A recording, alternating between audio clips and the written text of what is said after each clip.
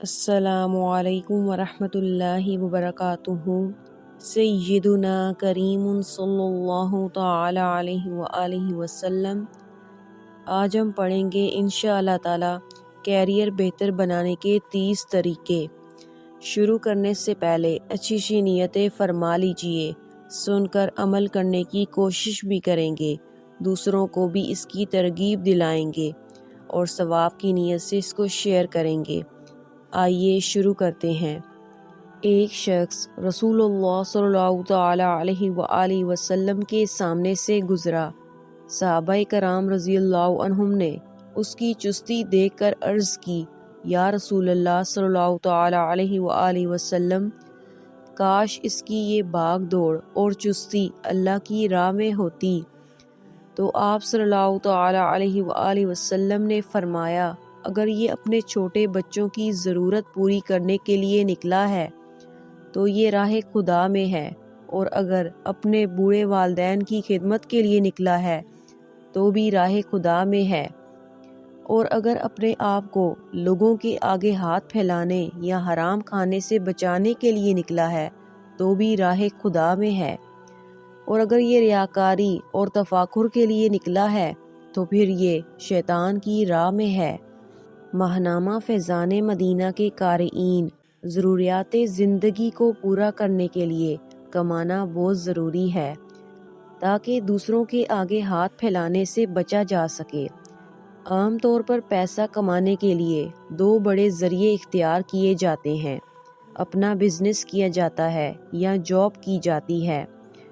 کسی ادارے میں جاب کرنے والے بہت سے افراد کام کے دباؤ، ترقی نہ ملنے، تنخواہ کی کمی، باس یا دفتری ساتھیوں کے رویوں اور نوکری سے نکالے جانے کے خدشے سے خاصے پریشان رہتے ہیں اور جاننا چاہتے ہیں کہ وہ اپنا کیریئر کیسے بہتر اور محفوظ بنائیں، ان کو ترقی کس طرح مل سکتی ہے۔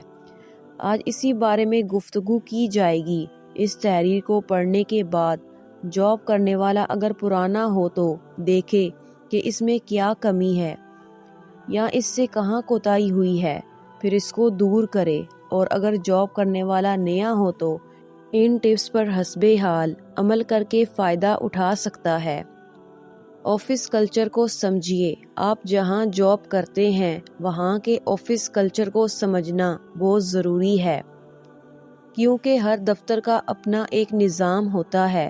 کون کیا کام کرے گا، کس کو کون کام دے گا، کس کی نگرانی کون کرے گا، دفتری فائلیں کیسے سنبھالی جاتی ہیں، اسٹیشنری، کمپیوٹرز، اے سی اور لائٹس کے استعمال کے بارے میں رولز بنے ہوتے ہیں۔ ڈریس کوڈ کیا ہے، سینئر اور جونیئر کے تعلقات کی نوعیت کیا ہے۔ جب آپ آفس کلچر کو سمجھ جائیں تو اس میں اس طرح شامل ہو جائیں جس طرح چینی پانی میں حل ہو جاتی ہے۔ ہر ادارہ وہی کلچر قائم رکھتا ہے جو وہ پہلے سے اختیار کیے ہوتا ہے۔ آپ اس نظام کو اپنی مرضی کے مطابق ڈھالنے کے بجائے اپنی مرضی کو اس نظام کے مطابق ڈھال لیجئے۔ آپ بہت سارے مسائل کا سامنا کرنے سے بچ جائیں گے۔ باس سے اچھے تعلقات قائم کیجئے۔ باس کسی بھی ادارے کا اہم ترین فرد ہوتا ہے، جو خود اس ادارے کا مالک یا اس کا نمائندہ ہوتا ہے۔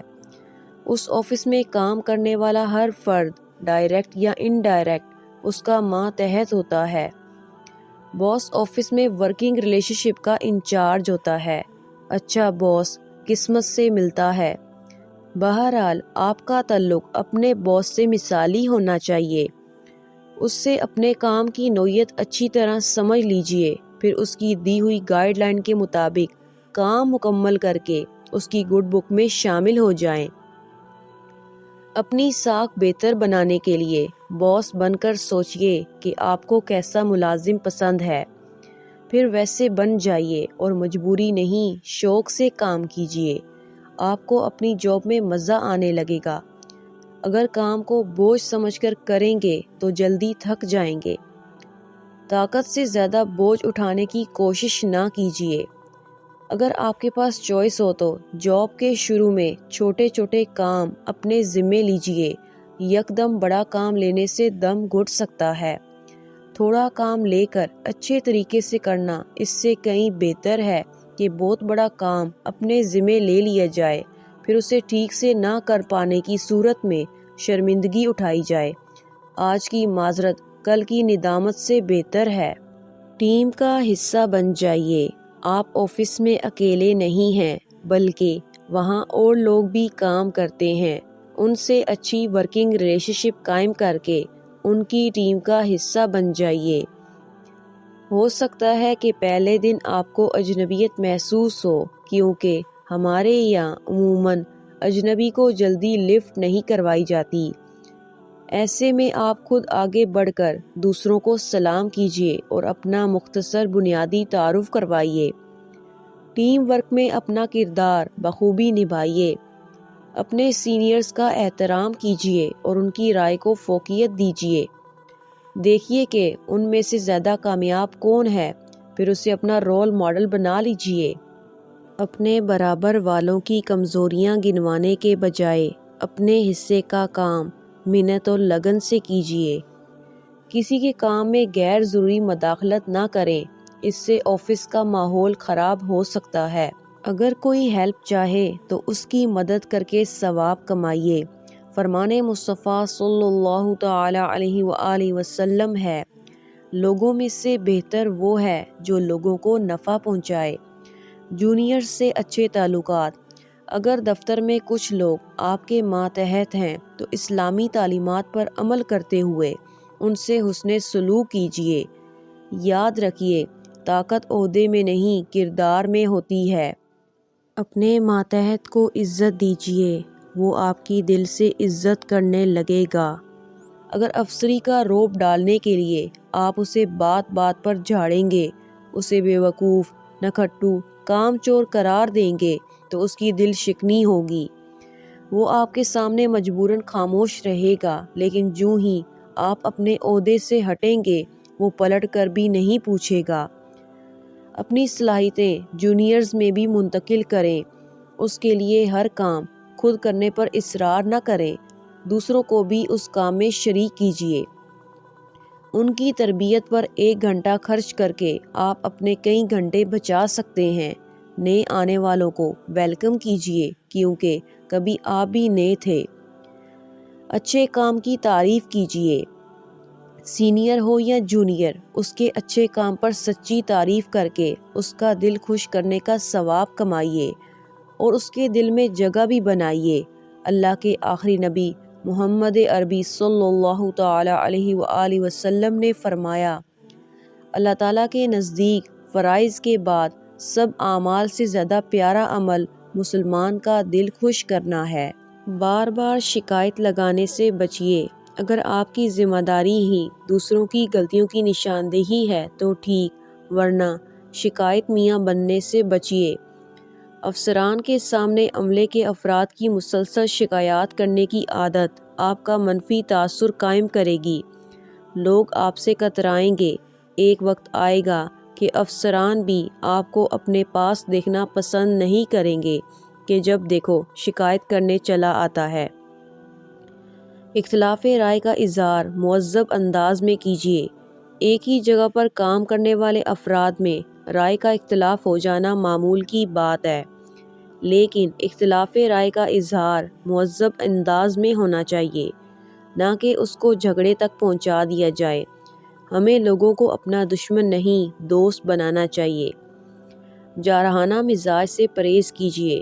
جارحانہ انداز میں بدتمیزی سے گفتگو کرنا آپ کو جلد غیر مقبول بنا دے گا۔ اس سے ساتھی ورکرز دل برداشتہ ہوتے ہیں اور افسران بھی ایسے شخص کو پسند نہیں کرتے۔ نرمی اور عاجزی اپنائیے، یہ آپ کو بلندی پر لے جائے گی۔ نبی محترم صلی اللہ تعالی علیہ وآلہ وسلم کا فرمان معظم ہے، جو اللہ کے لیے عاجزی اختیار کرے اللہ اسے بلندی عطا فرمائے گا۔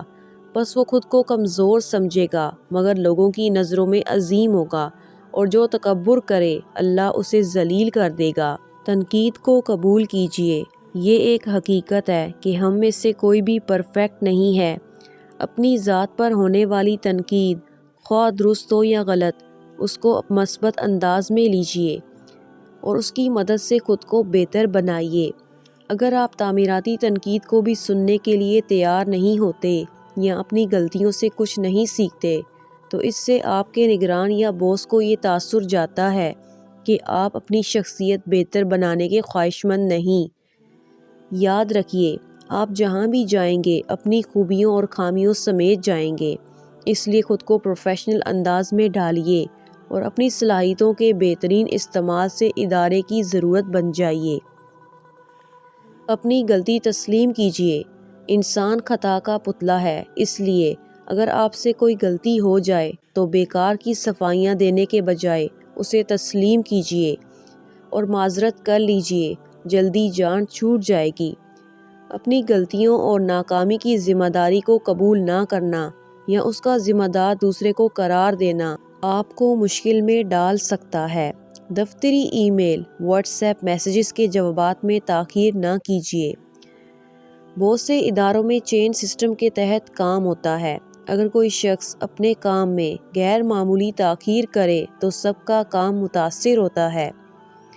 اس لیے آفیشیل ای میلز اور واٹس ایپ وغیرہ کا جواب جلد دیجیے، ورنہ مشہور ہے انتظار موت سے زیادہ سخت ہے۔ آپ کے تاخیری حربے یا لاپرواہی جو آپ کے منتظر ساتھیوں کو چڑچڑا بھی بنا سکتے ہیں اور ان تک یہ پیغام جاتا ہے کہ آپ انہیں اہم نہیں سمجھتے۔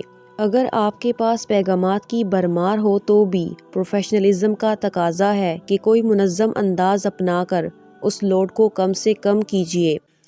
عاشقان رسول کی مدنی تحریک دعوت اسلامی کے بانی اور انٹرنیشنل اسلامک اسکالر شیخ طریقت امیر اہل سنت علامہ مولانا محمد الیاس عطار قادری کا بڑا پیارا انداز ہے کہ کسی کے صوتی پیغام کا جواب ضروری ہو اور جواب بھی تیار ہو تو اسے جلدی بھجوانے کا انتظام کرتے ہیں، اور اس کی وضاحت یوں کرتے ہیں کہ جو جواب آپ کو چند گھنٹے بعد بھیجنا ہے وہی جواب آپ جلدی بھیج دیں گے تو پیغام دینے والے کا دل خوش ہوگا اور وہ انتظار کی زحمت سے بھی بچ جائے گا۔ توقعات پوری کیجیے۔ ہر ادارے کی اپنے ملازمین سے کچھ توقعات وابستہ ہوتی ہیں۔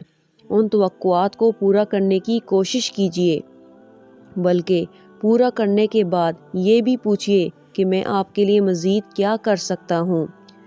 یہ پروفیشنل رویے کی اچھی نشانی ہے۔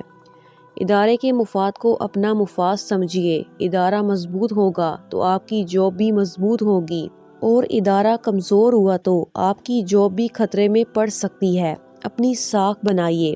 ادارے میں اپنی ساکھ بہتر سے بہترین، پھر بہت بہترین بنانے کے لیے کوشاں رہیں۔ میں یہ کر سکتا ہوں، میں یوں کر دوں گا، اور بہت سے ایسے جملے جن کے آخر میں گا، گی، گے آتا ہے۔ بول کر صرف دعویٰ نہیں، کام بھی کر کے دکھائیے۔ جو کمٹمنٹ کریں اسے پورا کیجیے۔ اپنے آپ کو بہتر ثابت کرنے کے لیے شور نہ مچائیں، بلکہ اتنی محنت کریں کہ آپ کی کامیابی کا شور مچ جائے۔ 2018 میں بڑا دلچسپ واقعہ پیش آیا کہ والٹر نامی ایک نوجوان نے سامان منتقل کرنے کا کام کرنے والی امریکی فرم میں ملازمت اختیار کی۔ اس کی جاب کا پہلا ہی دن تھا کہ اسے امریکی ریاست الاباما کے شہر برمنگھم کے نواحی علاقے میں 32 کلومیٹر دور واقع ایک گھر سے سامان منتقل کرنے کا آرڈر پورا کرنے کی ذمہ داری دی گئی۔ والٹر اپنی گاڑی پر وہاں جانے کے لیے رات کو روانہ ہوا تو راستے میں گاڑی خراب ہو گئی۔ اس نے مطلوبہ مکان تک پہنچنے کے لیے پیدل چلنا شروع کر دیا اور صبح تک اپنی مطلوبہ جگہ پہنچ گیا۔ جب آرڈر دینے والے کو اس کے پیدل سفر کا پتہ چلا تو اس نے والٹر کو پہلے کچھ آرام کرنے کے لیے کہا، لیکن والٹر نے انکار کر دیا اور فوراً اپنے کام میں لگ گیا۔ اس کے جذبے کی سوشل میڈیا پر تشہیر ہونا شروع ہو گئی، یہاں تک کہ اس کی فرم کا چیف ایگزیکٹو بھی اسے دیکھنے کے لیے آیا اور اس کے جذبے، ہمت اور لگن سے اتنا متاثر ہوا کہ اپنی مہنگی گاڑی کی چابی اس کے حوالے کر دی، جس پر والٹر خوشی کے مارے رونے لگا۔ بعد میں والٹر نے صحافیوں کو بتایا، یہ میری پہلی نوکری ہے اور میں انہیں دکھانا چاہتا تھا کہ میرے اندر جذبہ ہے، میں نے سوچا کہ جیسے بھی ہو میں کام کر کے دکھاؤں گا۔ سامان کی حفاظت کیجیے۔ اپنی ڈیوٹی انجام دینے کے لیے آفس کا جو سامان، کمپیوٹر، قلم وغیرہ آپ کو دیا جاتا ہے، اس کی حفاظت اسی طرح کیجیے جس طرح اپنے ذاتی سامان کی کرتے ہیں، کیونکہ وہ سامان آپ کے پاس امانت ہے۔ امید ہے آپ نے اس سے ضرور کچھ نہ کچھ سیکھا ہوگا۔ اس کا باقی حصہ آپ اگلی قسط میں ملاحظہ فرمائیں گے۔ اللہ کریم ہم سب کو عمل کرنے کی توفیق عطا فرمائے، آمین۔